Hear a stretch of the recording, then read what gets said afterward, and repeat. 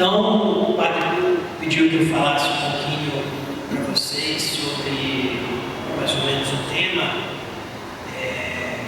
que vocês vão trabalhar nesse ano, um pouco voltados para São Francisco. Então, não é uma pregação, mas é uma formação.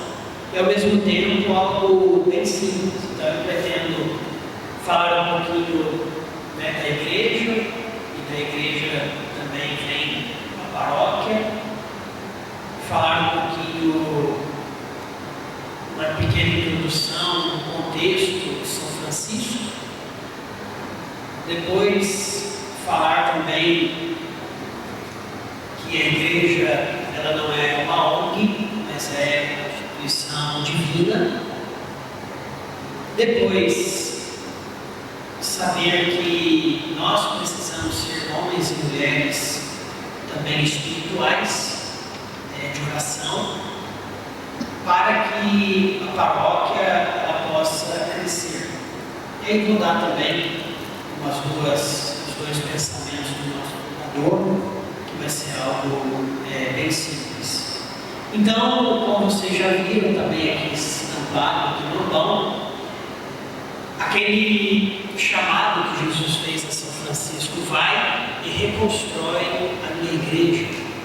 E depois também esse tema bíblico, onde Jesus no templo exorta os cambistas que ali estavam, dizendo: minha casa será chamada casa de oração. E antes de a gente refletir um pouquinho sobre esse pedido de Jesus a São Francisco, eu só queria ler com vocês o capítulo 16 do Evangelho de São Mateus, os versículos 18 seguintes, aonde Jesus vai dar uma missão ao apóstolo Pedro. Podemos começar no versículo 17, capítulo 16 de São Mateus, versículos 17 seguintes. Jesus disse a Simão: és feliz, Simão, filho de Jonas, porque não foi a carne nem o sangue que te revelou isto, mas o meu Pai que está no céu. Lembrando que Simão há pouco tinha dito que tu és o Messias, o Filho do Deus vivo. E aí Jesus continua: também eu te digo, tu és Pedro, e sobre esta pedra edificarei a minha igreja, e as portas do inferno não poderão contra ela. Dar-te-ei as chaves do reino do céu. Tudo que ligares na terra ficará ligado no céu, e tudo que desligares na terra será desligado no céu. Depois ordenou aos discípulos que a ninguém dissessem que ele era o Messias. Palavra da salvação. Então, antes da gente falar um pouquinho sobre essa chamada de Jesus a São Francisco, é sempre importante recordar que a nossa igreja ela não é uma criação humana, não foi criada por pessoas humanas, não foi criada pelos apóstolos, não foi criada pelos discípulos, pelos cristãos, mas a nossa igreja ela foi desejada e querida pelo próprio Cristo.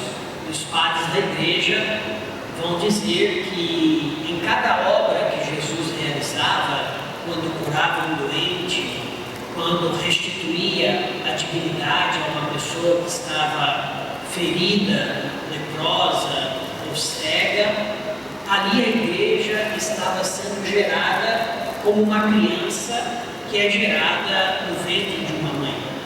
Então a criança ela nasce naturalmente depois de 9 meses, mas ela já existe no ventre da mãe. E embora a igreja tenha nascido no coração de Jesus, traspassado no alto da cruz, quando jorra dele sangue e água, e os padres da igreja vão dizer que ali representa-se o sangue na água, os sacramentos, sobretudo da Eucaristia e do batismo, ela, a igreja, já estava sendo gerada nas ações e obras salvíficas de Cristo. E claro que depois a igreja, ao nascer do coração traspassado de Jesus, ela se expande para as nações no evento de Pentecostes, no capítulo 2 dos Atos dos Apóstolos, dos versículos 1 ao versículo 12. Então ali é a expansão da igreja chamada a anunciar ao mundo inteiro o mistério do Cristo morto e ressuscitado. Feita essa introdução, nós então recordamos e lemos mais uma vez o pedido que Jesus faz a São Francisco: vai e reconstrói a minha igreja. Nós sabemos que São Francisco estava passando ali no início do século XIII por um processo muito profundo de conversão. São Francisco tinha uma vida relativamente nobre, de condições, e ele queria ser guerreiro, cavalheiro naquele período, queria status, queria fama, quando misteriosamente ele começa a ter um encontro com Jesus, sobretudo através dos leprosos, daqueles que estavam abandonados. E em certa ocasião, São Francisco estava rezando diante de um grande crucifixo que tem exposto ainda hoje lá em Assis, na Basílica de Santa Clara, o crucifixo de São Damião, aonde veio uma voz muito forte a São Francisco: vai e reconstrói a minha igreja. A primeiro momento, São Francisco não entendeu muito bem. Ele pensava que Jesus estava lhe pedindo para reconstruir a igreja, templo estrutural. E ele começa, com muito sacrifício, fazer ali uma igrejinha em honra a Jesus. E depois ele vai percebendo que aquele pedido de Jesus era uma reconstrução da igreja a partir de dentro, a partir do coração, a partir da alma, a partir do interior. E aí eu menciono rapidamente aqui, na época de São Francisco, a reforma da igreja era uma necessidade sentida, mais ou menos conscientemente por todos.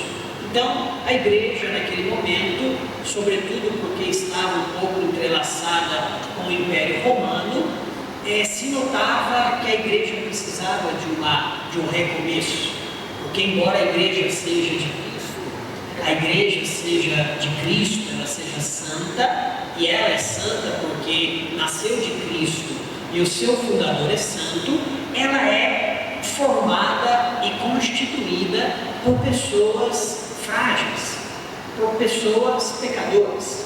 E aí então se percebia que a igreja estava vivendo naquele momento algumas tensões. De um lado, havia a igreja institucional, o Papa, os bispos, o alto clero, desgastados um pouco por alguns conflitos e algumas alianças feitas com o Império, porque querendo ou não, se você faz algumas alianças naquele momento, acaba também você ficando um pouco refém de algumas coisas que não dá para a gente mencionar aqui.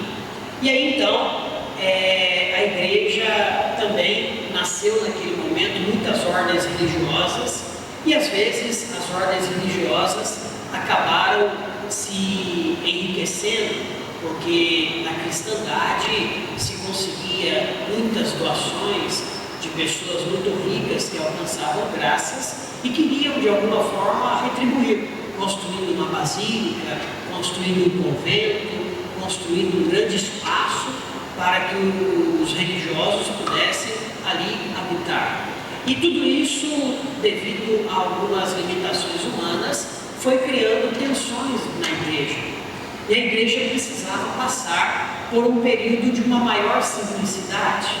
Claro que tudo isso que foi sendo construído não é propriedade própria. O Papa Francisco mesmo já disse algumas vezes, diante de algumas críticas: mas aquela basílica do Vaticano é muito grande, é uma estrutura fenomenal, quanto que não foi aplicado para se construir uma basílica daquela? E E o Papa já disse, a Basílica não é minha, a Basílica não é da Igreja em si mesma, mas a Basílica é um patrimônio da humanidade, que faz parte da história do cristianismo. E na verdade, por detrás de toda essa beleza das basílicas e das construções, existia um sentimento muito puro e muito bonito, que era transparecer a glória de Deus. Então, quando você entra na Basílica de São Pedro, por exemplo, e você olha aquela estrutura fenomenal, o desejo da arquitetura da época era transparecer a majestade de Deus, a perfeição de Deus, a glória de Deus. E por isso Deus, sendo majestoso, perfeitíssimo, se procurava na construção do templo transparecer aquela glória e perfeição divinas. Então, diante desse contexto, claro, de uma forma muito sintética e breve, São Francisco mais tarde começa a compreender que aquela chamada de Jesus, vai e reconstrói a minha igreja, ela estava profundamente relacionada com este versículo de São Mateus, no capítulo 21, versículo 13, onde eu citei ao início, onde Jesus expulsa os vendilhões do templo, dizendo: minha casa é casa de oração. Não façais da minha casa uma casa de comércio, porque a minha casa é casa de oração. E aí então, São Francisco, compreendendo que esta reconstrução que Jesus havia pedido a ele, não era uma reconstrução do templo estrutural, mas era do templo do ser humano, dos cristãos, das pessoas, através de uma vida mais simples, mais profética, mais despojada, ele começa então a trabalhar a igreja a partir de dentro. E aí ele funda a Ordem dos Frades Menores, os franciscanos, que cresceu muito e que se espalhou por todas as partes do mundo. E aí então, quando nós percebemos que a igreja, ela foi feita para uma única finalidade, e que nós nunca podemos esquecer, a igreja foi fundada por Jesus, foi instituída por Cristo para salvar almas, para levar as pessoas para o céu. E aqui a gente lembra de um pensamento muito bonito de São João Maria Vianney, quando ele estava indo para a sua cidadezinha de Ars, aquela pequena paróquia na França. Ele estava meio perdido, porque estava indo a pé, não tinha locomoção naquela época, ou era para algumas pessoas, claro que havia, mas para pessoas mais da elite.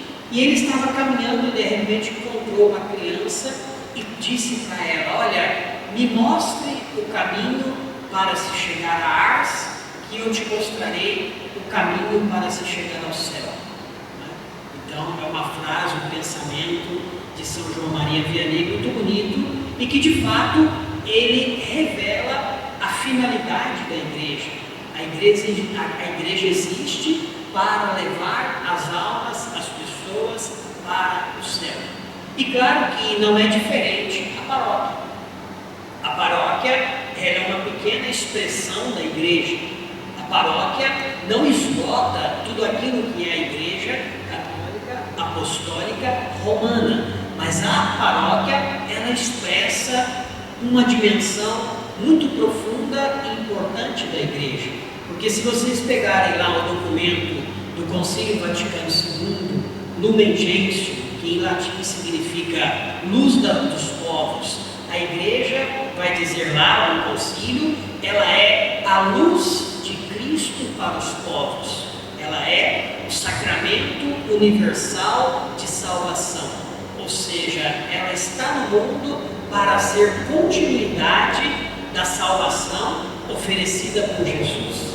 Então, aquela salvação que Jesus ofereceu para todos nós há mais de 2000 anos, através da sua paixão, morte e ressurreição, a igreja recebeu de Cristo esta missão de fazer com que esta salvação aconteça no agora da nossa vida, quando nós estamos, por exemplo, participando da Santa Missa. Quando eu estou na Santa Missa, eu estou sendo salvo por Jesus. Por isso a importância da fidelidade à missa aos domingos, porque não é apenas um preceito a ser cumprido. Quando eu estou na Santa Missa, eu estou experimentando, recebendo, vivendo naquele momento a salvação que Jesus me ofereceu há mais de 2000 anos e que é atualizada naquele momento da Santa Missa. E também não é diferente quando eu me confesso os meus pecados. O padre me perdoa, não em nome dele, porque os protestantes não entendem isso. Eu peço perdão diretamente a Deus. Mas Deus, na história da salvação, sempre quis se utilizar da mediação humana. Foi com Moisés assim, Abraão, os profetas, João Batista, mesmo através do Cristo, o Filho de Deus que se fez homem e veio até nós. Jesus deixou os apóstolos. Então, pela confissão, Deus me perdoa, ou melhor, o Padre me perdoa em nome de Cristo e da Igreja. Por isso que o Padre vai dizer, eu te absolvo dos teus pecados. Pelo ministério da Igreja, eu te absolvo dos teus pecados. Ou seja, por meio do poder dado à Igreja, Deus perdoa-nos através do sacerdote, através do Padre. Por isso que a Igreja, ela tem essa missão de levar as pessoas para o céu. Existe um teólogo chamado Yves Congar, que é um teólogo, é um frei dominicano, que foi uma pessoa muito importante, que participou nas reflexões desse evento muito importante da Igreja, que foi o Concílio Vaticano II. E ele dizia assim: a Igreja precisa de homens e mulheres espirituais, proféticos, escatológicos, homens pobres segundo Deus, homens das bem-aventuranças. Parece uma frase difícil, mas é algo simples. O que ele está dizendo? Que a Igreja necessita de pessoas que vivam a vida de Deus na própria vida. E quem são essas pessoas? Somos nós. E de um modo muito particular, vocês que estão na liderança da paróquia, nos movimentos, nas pastorais. É necessário que nós compreendamos que a paróquia, ela deve gerar na minha vida uma obra de salvação e uma obra de santificação. E aí existe um santo também, que era um cardeal da Igreja, que foi canonizado no ano de 2019, que ele tem uma afirmação muito bonita: as grandes reformas e mudanças começam a partir de dentro do coração.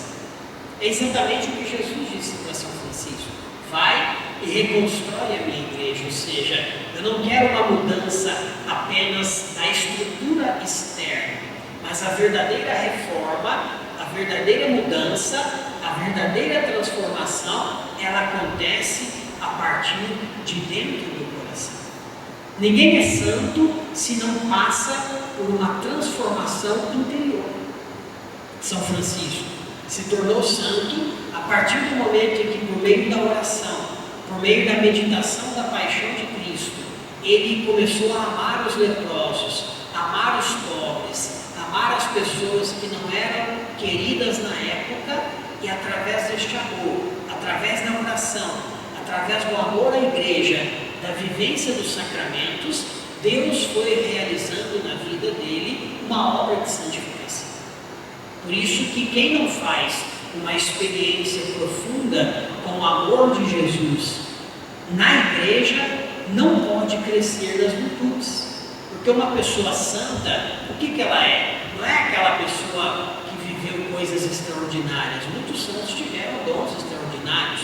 Padre Pio, ele recebeu as chagas de Cristo nas suas mãos, no seu lado, nos seus pés. Conta-se que do seu lado, do seu peito, onde ele tinha a chaga do coração de Jesus, jorrava quase que uma caneca de 880 ml por dia de sangue. Como é que ele não morreu? Como é que ele não... É o mistério de Deus. Mas o santo, na maioria das vezes, é aquele que vai sendo santificado no cotidiano, na família, no trabalho, nos desafios da paróquia. Então isso é muito importante. E uma paróquia, ela precisa ser reformada a partir de dentro. Por isso que tem que ser uma paróquia que também se torna uma paróquia com espiritualidade, uma paróquia oracional. Porque nós temos aquela tendência de focar muitas vezes só em eventos exteriores. Aqui mesmo eu vi coisas com equilíbrio, né? A espiritualidade e os eventos culturais, os eventos festivos, que as duas coisas caminham juntas, né?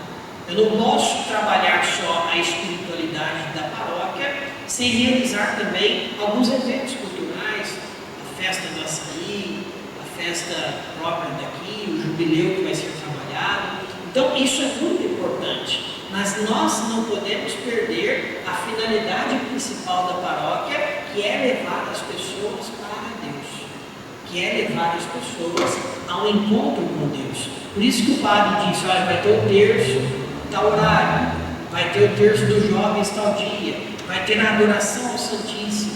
Aí a importância dos membros da pastoral, dos movimentos, estarem presentes. Claro que a gente é muito grato a cada um de vocês, porque a gente sabe que, apesar do trabalho, da luta de vocês em família, vocês ainda dedicam tempo para a igreja. Mas nós corremos aquele risco, porque eu sou um voluntário, eu vou quando posso. Não, eu sou um voluntário, mas eu estou realizando aquele voluntariado como alguém que está à frente da pastoral, porque eu recebi um chamado de Jesus. Não foi o padre que te convidou, não foi fulano que te convidou, mas o convite veio pelo próprio Cristo através de alguém. E aí a necessidade de um compromisso. Porque se eu tenho um momento de adoração das 9 às 15 horas, como foi citado aqui, se eu não me engano, onde os padres estarão abençoando de hora em hora os objetos, a água, os objetos de devoção e também atendendo confissão, é necessário que eu venha também adorar Jesus. Porque quando eu adoro Jesus, Ele está realizando no meu coração, na minha vida, e não só na minha vida, mas na minha casa, na minha família, uma obra de transformação.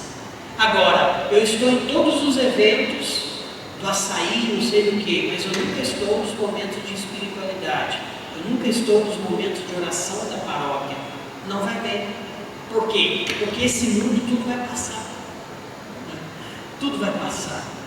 Só Deus permanecerá, como dizia Santa Teresa de Jesus. Então, a importância de vocês dedicarem sempre mais, e sobretudo neste tema, vai e reconstrói a minha igreja, minha casa, casa de oração, recomeçar esse movimento de maior profundidade na nossa relação com Jesus.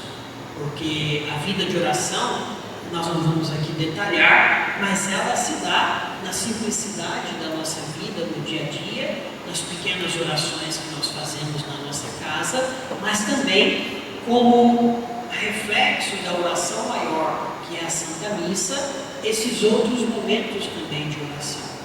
Eu não posso ficar um tempo tão longo nessa adoração. Se eu vou lá me dedicar meia hora, eu posso ficar 1 hora, então eu vou ficar ali diante de Jesus Eucaristia, para, adorando Jesus, eu contribuir para que a paróquia ela vá sendo revitalizada cada vez mais também na sua espiritualidade. Por quê? Porque se a gente concentrar apenas nos eventos estruturais, que são necessários, porque a gente precisa de recursos para reformar a paróquia, para reformar uma sala, para construir uma outra realidade, então não tem como não ter eventos, porque nós precisamos dos recursos econômicos para a melhoria da paróquia. Mas se nós ficarmos só nisso, corre-se o risco daquilo que o Papa Francisco já nos disse por várias vezes: a igreja não é uma ONG.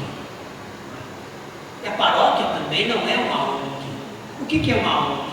É uma instituição civil que faz filantropia. A filantropia não é a mesma coisa que a caridade.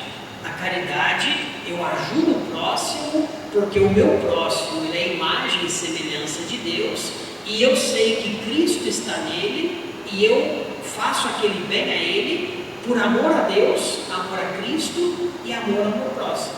Porque os mandamentos todos se resumem nesses dois, como Jesus vai nos dizer: amar a Deus sobre todas as coisas e ao próximo como a si mesmo. Então, é muito importante esse aprofundamento também na vida interior, na vida de oração, na vida espiritual da paróquia, para que as outras coisas que serão feitas e que também são necessárias encontrem o seu verdadeiro sentido. Por isso que o padre, nos meus avisos, se vocês percebem, tem essa mescla. Os momentos de espiritualidade, momentos culturais, momentos de alguma atividade, de algum evento. Por quê? São realidades que não se separam. Claro que também não é justo alguém que quer, no nosso seminário antigamente, já foi embora, mas entrou um seminarista que ele, na hora da limpeza, ele ia lá, tinha um sacrário, se ajoelhava, na hora da faxina. Aí a hora tocou o sino para a faxina, ele corria, se ajoelhava lá na frente do sacrário. Eu não ia lá chamar ele para trabalhar, ele não estou aqui adorando Jesus. Esse era esperto, hein? Ficava lá. Ou seja, não é agradável a Deus, porque o Padre Mário, que é um padre que viveu conosco muitos anos, ele nos dizia: a vontade de Deus está nos acontecimentos de cada momento. Então, se o padre está convocando a paróquia para em tal data se dedicar algumas horas à adoração ao Santíssimo Sacramento, a vontade de Deus para você que é coordenador está naquele momento. Se em tal momento você vai cuidar da sua família, você vai trabalhar, você vai levar o filho para a escola, você vai fazer alguma atividade na sua casa, ali está a vontade de Deus. Nós vamos organizar a festa do padroeiro que tem que realizar uma quermesse. Ali está a vontade de Deus. Por quê? Porque a espiritualidade, a vida de oração, a vida interior, ela tem que também transbordar nas nossas ações, porque senão também fica uma coisa desencarnada. A espiritualidade católica de uma paróquia salvista também, ela precisa ter essa espiritualidade carismática, mas essa espiritualidade que também é concreta no seu dia a dia. E o Papa Francisco, através da Congregação para o Clero, no dia 27 de junho de 2020, escreveu um documento sobre a paróquia, e teve no parágrafo 86, ele vai nos dizer uma coisa interessante: espera-se hoje de todos os fiéis leigos um generoso trabalho a serviço da missão evangelizadora. Porém, antes de mais nada, espera-se, em primeiro lugar, o testemunho de uma vida cotidiana em conformidade ao Evangelho nos vários ambientes aonde estamos presentes. Então aqui revela: a igreja é missionária, a paróquia deve ser missionária, mas primeiro ela deve ser uma paróquia que é uma paróquia orante e que transparece através da nossa vida o testemunho em conformidade com o Evangelho. Por isso que quem quer ir para o céu, quem quer ganhar a vida eterna, precisa sempre abrir mão de alguma coisa que não está de acordo com a vontade de Deus. O microfone está falhando, né?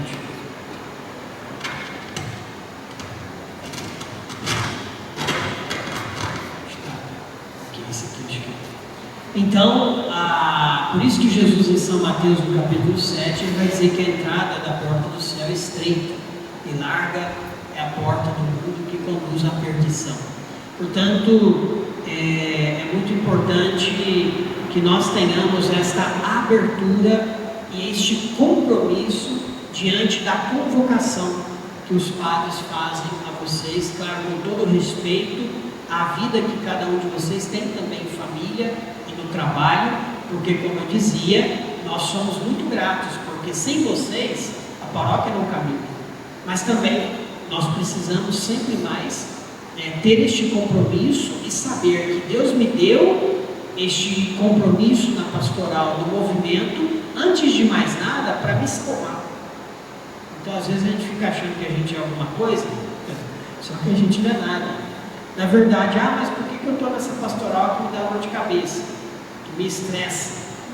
E tem hora que tem uns abençoados que dá vontade de jogar a panela de pressão na cabeça da bênção. Por quê? Porque Deus está querendo te salvar. Então, se você não tivesse naquela pastoral, naquele movimento, será que você estaria aqui hoje na igreja? Será que você estaria buscando a Santa Missa? Poderia estar lá fora se perdendo. Poderia estar no sábado em algum lugar aí, algum igarapé, tomando lá suas bebidas, né? Ok? É importante o lazer, é importante o descanso. Mas Deus te trouxe para a pastoral, para o movimento na paróquia, primeiramente para te salvar. Só que se eu não tenho uma vida de oração, se eu não tenho uma dimensão de espiritualidade na minha vida e olho a igreja só como uma espécie de uma empresa, não vai bem. Por quê? Porque aí eu não tenho o sentido e o porquê eu estou naquele movimento, naquela pastoral. Porque quando eu tenho uma visão espiritual, eu tenho uma vida em comunhão com Deus, por meio dos sacramentos, da minha oração cotidiana e também na paróquia, eu consigo, com todas as dificuldades, perceber que aquele ofício que Deus me deu é para me salvar e eu preciso exercê-lo com amor. Por isso que São Paulo vai dizer na carta aos Coríntios, no capítulo 13, se não tiver amor, de nada vale. Pode dar o corpo às chamas, pode vender todos os bens e dar aos pobres, mas se não tiver amor, não há valor. Madre Teresa de Calcutá, certa vez, disse às suas irmãs que quando nós chegarmos à porta do céu, ali para poder prestar contas e diante da bondade e da misericórdia de Deus, na esperança de entrar naquela porta, São Pedro vai nos perguntar, olha, não vai nos perguntar, quanto você construiu, quanto você guardou de dinheiro, quantas reformas você fez. Não, mas ele vai perguntar qual a intensidade do amor que você colocou naquilo que você fez. O amor aqui não é sentimento, porque tem dia que a gente vai na luta. Estou indo hoje pela misericórdia, minha vontade é ficar em casa, ali tomar um vatapá 3 horas da tarde, tacacá 3 horas da tarde, tá aqui de suador. Essa é a minha, mas opa, pastoral tem um compromisso na igreja, tem um terço, tem um momento de oração.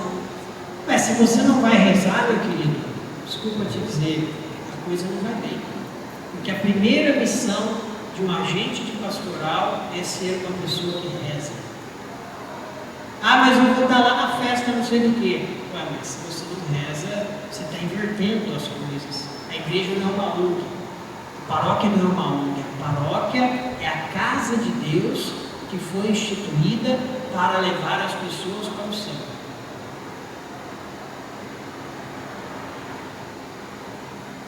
E aí, tudo que nós falamos aqui é para que a gente compreenda aquilo que está no capítulo 15 do Evangelho de São João, onde Jesus vai dizer, lá no capítulo 15, versículo 5, vamos ouvir o que Jesus vai dizer: permanecei em mim e eu permanecerei em vós. Tal como o ramo não pode dar fruto por si mesmo, mas só permanecendo na videira, assim também acontecerá convosco, se não permanecerdes em mim. Eu sou a videira e vós os ramos. Quem permanece em mim e eu nele, esse dá muito fruto, pois sem mim nada podeis fazer. Eu gosto muito desse pensamento, ou melhor, desse ensinamento de Jesus. Sem mim nada podeis fazer.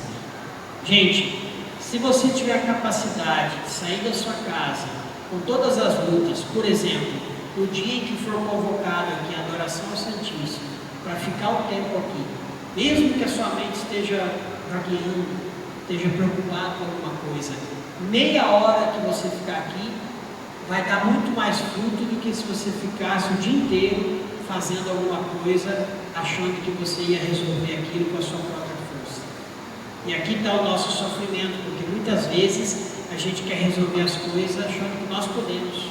Só que primeiro tem que recorrer à fonte. Você tem que primeiro pedir: Jesus, eu estou aqui para te adorar, para rezar, entregar a minha missão na pastoral, no movimento, na minha família, para que o Senhor me ajude. Aí sim eu estou vinculado à videira.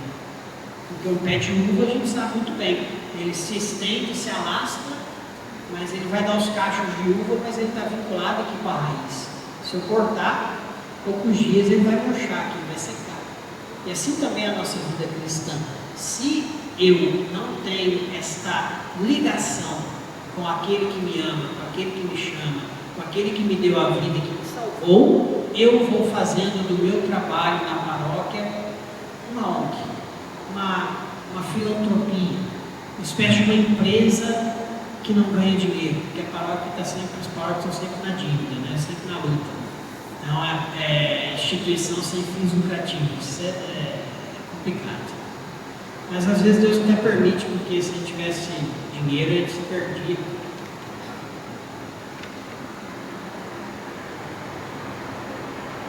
E aí, o catecismo da igreja vai nos fazer uma pergunta: de onde procede a oração do homem?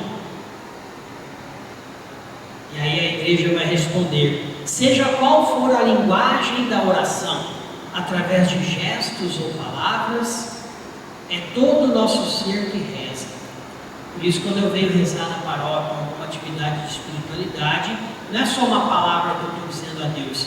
Aquela oração está atingindo todo o meu ser, a minha alma, o meu corpo, os meus sentimentos, os meus afetos, a minha saúde física, psíquica, emocional, espiritual. É toda a minha existência que é colocada na presença de Deus. Olha que bonito. Então, quando eu rezo, mesmo que eu esteja às vezes meio preocupado, meio disperso, quando eu rezo, eu estou colocando toda a minha existência em Deus. Imagina uma cachoeira bem fresquinha aqui em Belém, né? Que você entra naquela água, e a água... A oração é mais do que isso, porque a água, ela bate por fora no externo. A oração me coloca dentro de Deus, e essa água viva, ela entra e penetra em todas as áreas do meu ser. Por isso que quem não reza fica seco, morre. A pessoa que não reza, ela vai morrendo aos poucos. Porque o ser humano não vive só de comer, de beber. Ele precisa fecundar a alma através da oração, através dos momentos que se coloca na presença de Deus. Eu falo isso por mim. Tenho 15 anos de padre. Nesses 15 anos, se eu não procurasse cuidar da minha vida espiritual, da minha vida de oração, eu não sei se eu seria até padre hoje. Por quê? Porque a gente é tão combatido, com tantas provações por aí. Então isso vale para qualquer um de nós, para você que é casado, solteiro, pai, mãe, agente de pastoral, responsável do movimento, ou a gente desperta que Deus quer reconstruir essa paróquia cada vez mais, não simplesmente de fora, mas sobretudo a partir de dentro, ou a gente corre esse risco de se desgastar, correr, chega uma hora que se cansou tanto que não quer mais. Por quê? Porque perdeu o sentido. A gente corre, a gente cansa, a gente sofre, a gente chora, tem vontade de dar um momento de desistir, mas pela oração, Deus me revigora e me mostra: você está aqui, não é por causa do padre, por causa daquela pessoa, por causa de fulano, mas você está aqui porque eu te chamei para esta missão, e através desta missão eu quero te salvar. Olha para quem está ao seu lado e diga assim: coragem, né? Você que está ficando, vai dando sono nessas horas, né? Força, diga aí, força. Pai, semana está quase terminando. Fala aí, professor. E aí, o Padre Gilberto, nosso fundador, o servo de Deus, ele nos ensina nas nossas regras um pensamento essencial para nós salvistas. A primeira missão de um salvista começa aos pés do sacrário. Olha que bonito. A gente achar a missão é só quando eu estou pregando a palavra, quando eu estou aqui no ambão pregando o Evangelho. Claro que é, mas a primeira missão começa aos pés de Jesus, porque Ele é a fonte. Acabamos de ler aqui: sem mim nada podeis fazer. Se cada um de vocês, antes de um trabalho pastoral, viesse ali diante do sacrário, se ajoelhasse ali, não na hora do trabalho, tá? Da faxina, que nem o seminarista lá que foi embora. Aí você vai ser malandro, né? Mas se antes de você começar uma atividade, um dia antes, você vem ali diante do sacrário, ou aqui mesmo no banco, se ajoelha e fala: Senhor, eu estou consagrando ao Senhor essa minha atividade, eu estou consagrando aquela realidade da minha pastoral que está difícil, está osso. As coisas ficam diferentes. Por quê? Porque eu coloquei aquele meu trabalho nas mãos de Jesus. Agora, desculpa dizer, às vezes a gente entra na igreja e a igreja vira quase uma feira, né? Fala com todo mundo, mas não fala com Jesus, não fala com o dono da casa. Aí não vai bem, né? Madre Teresa de Calcutá, quando ela chegava numa casa das irmãs religiosas dela, ela dizia, antes de cumprimentar as irmãs, ela ia primeiro lá na capela. Vou lá falar com o dono da casa, vou falar com o rei.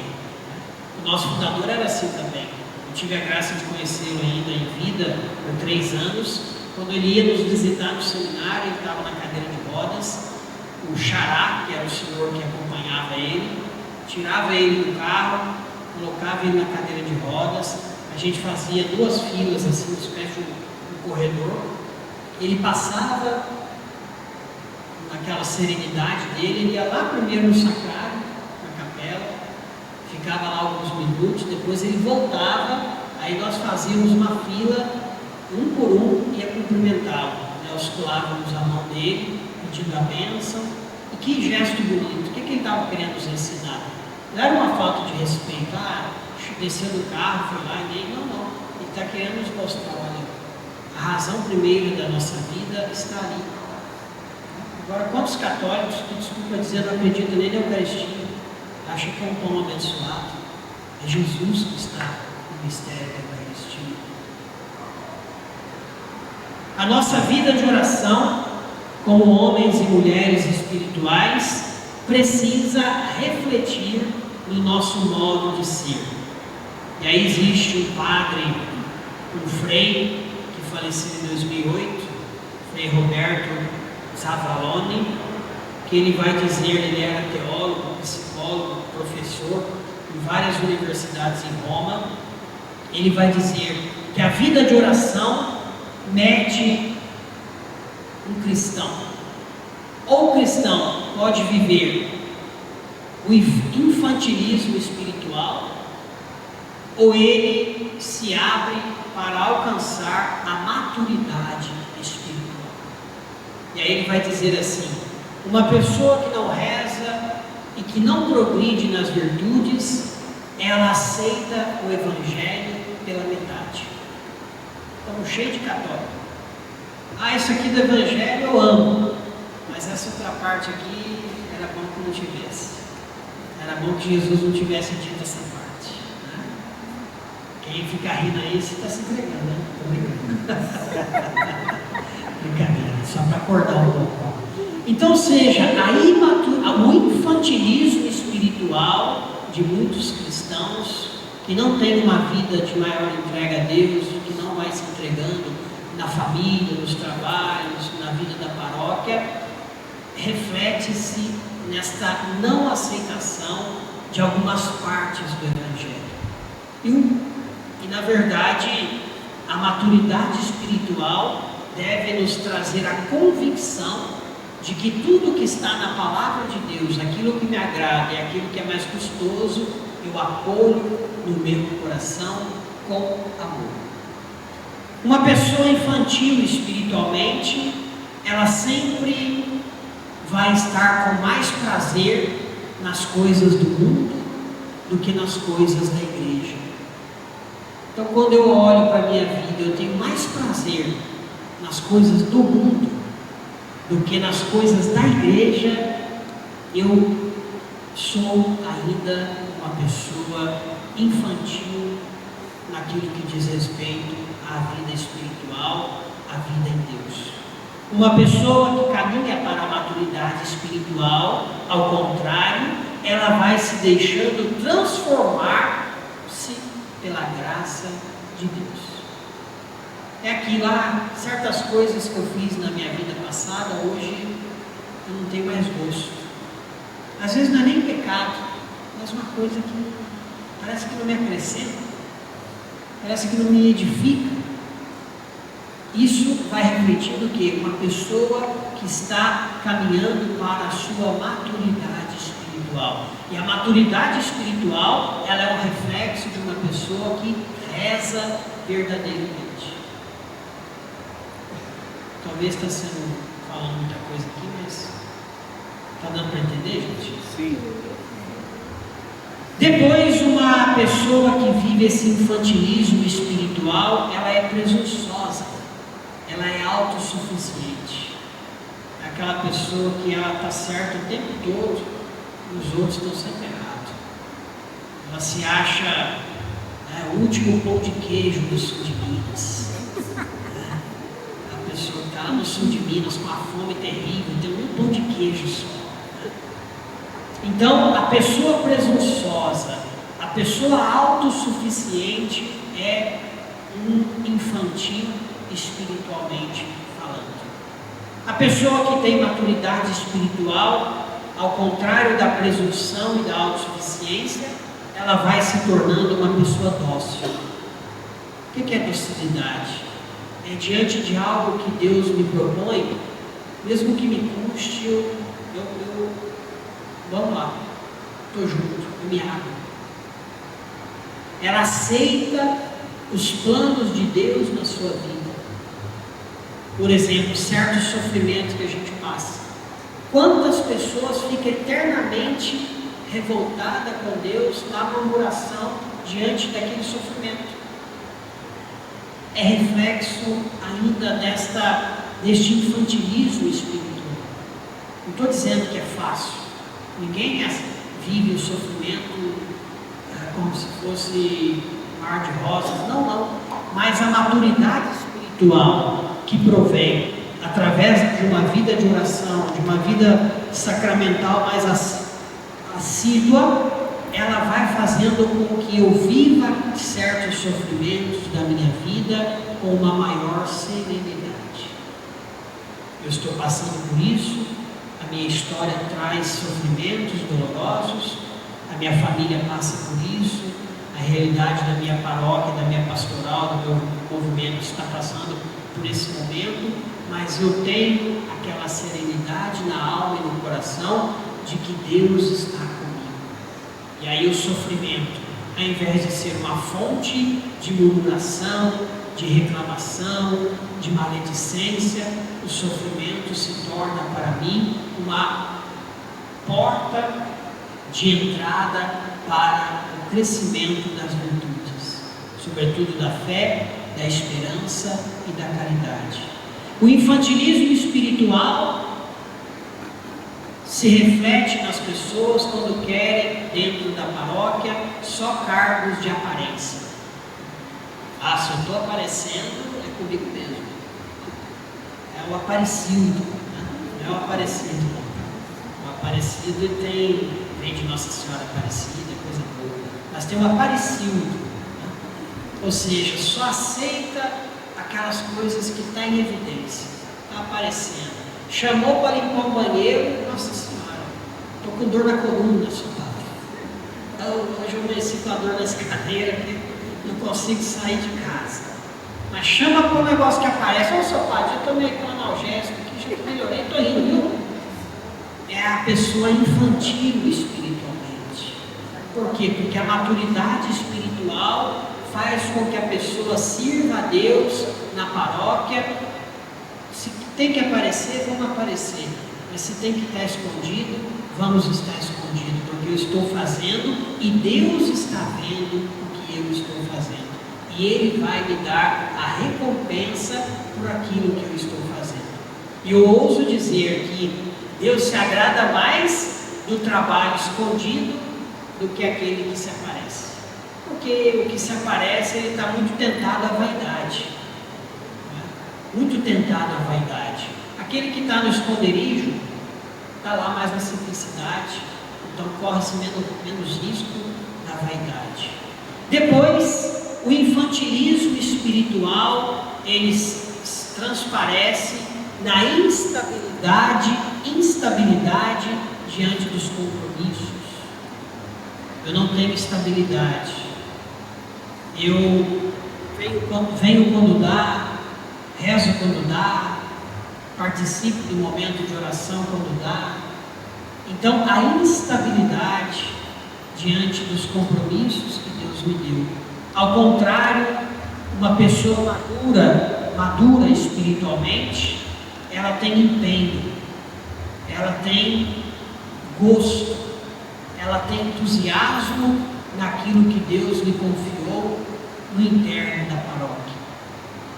Isso então é justamente um movimento, o infantilismo espiritual e a maturidade espiritual como um reflexo. Se eu rezo, se eu vivo a vida sacramental, se eu compreendo que a paróquia, que a igreja, ela existe na minha vida para me levar para o céu, eu vou crescendo nesta maturidade espiritual.